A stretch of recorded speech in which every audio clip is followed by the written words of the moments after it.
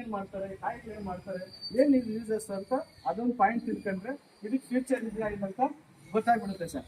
ಓಕೆನಾ? ಇದು ಏನಪ್ಪ ಅಂದ್ರೆ ನಮ್ 98% ಪೌಡರ್ನೇ ಜಾಸ್ತಿ ಪ್ರಮೋಟ್ ಮಾಡ್ತೀವಿ ಸರ್ ಇದರಲ್ಲಿ, ಹಲಸಿನದ್ರಲ್ಲಿ. ಇದು ಹಣ್ಣುಗಳಿಗೆ ಆಯಸ್ಸು ಕಡಿಮೆ ಅಲ್ವಾ?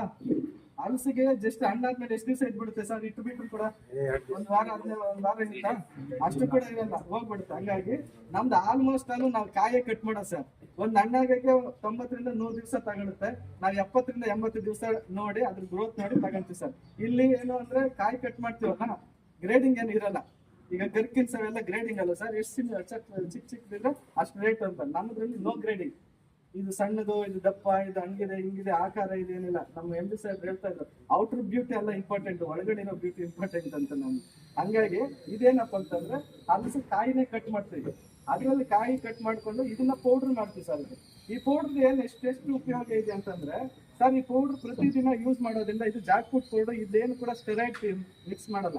ಏನು ಪ್ಯೂರ್ ಹಣ್ಣು ತಗೊಂತೀವಿ, ಕೊಯ್ತೀವಿ, ಆ ಕಾಯಿ ತಗೊಂತೀವಿ, ಕಟ್ ಮಾಡ್ತೀವಿ, ಮೇಲಿರೋ ಲೇಯರ್ ತೆಗಿತೀವ, ಒಳಗಡೆ ಇರೋ ಎಲ್ಲ ಪಲ್ಪನ್ನ ಡ್ರೈ ಮಾಡಿ ಪೌಡರ್ ಮಾಡೋ ಸರ್. ಇದ್ರ ಉಪಯೋಗಗಳು ಏನಪ್ಪಾ ಅಂತಂದ್ರೆ ಫಸ್ಟ್ ಸ್ಟೇಜ್ ಕ್ಯಾನ್ಸರ್ ಕಂಟ್ರೋಲ್ ಆಗುತ್ತೆ ಸರ್. ಇದು ಫಸ್ಟ್ ಸ್ಟೇಜ್ ಕ್ಯಾನ್ಸರ್ ಕಂಟ್ರೋಲ್ ಆಗುತ್ತೆ. ಇವತ್ತು ನಾವು ಟೀ ಅಂದ್ರೆ ಕುಡಿತಾ ಇದೀವಿ ಸರ್, ಫಸ್ಟ್ ಕ್ಲಾಸ್